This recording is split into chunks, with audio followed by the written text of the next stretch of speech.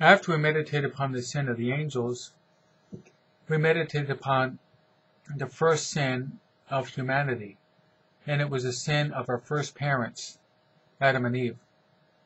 Like the angels, Adam and Eve were given freedom of choice, because God can only be loved if we have freedom. Freedom is very risky. We can either utilize freedom to praise and worship God, or we can utilize freedom to commit sin. We can read this in Genesis chapter 3.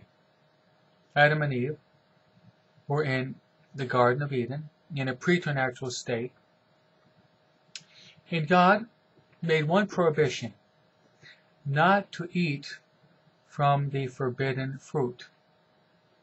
Eve drew close to this tree, and then the serpent starts to speak to her. The serpent, of course, was Satan. He engages her in conversation, and he incites her to eat from the forbidden tree. He says to her, why should she not eat from that forbidden fruit, from that fruit? She responds by saying, if we eat, God says we will die. The serpent says, you will not die, you will be like unto God. So Eve, seduced by the serpent, looks up to the tree, looks up to the fruit, and how often the sins that we commit pass through the senses, especially through the senses of sight. She looks up, she likes what she sees, she plucks the fruit from the tree, then she eats from this forbidden fruit.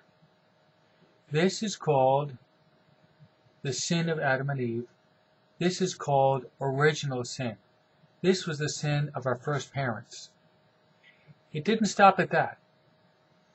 How sin can lead to other sins. Sin has consequences.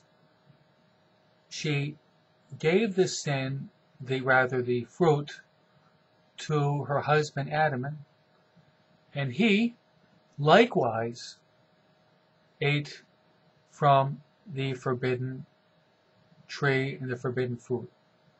So both Adam and Eve committed original sin, thereby abusing their freedom.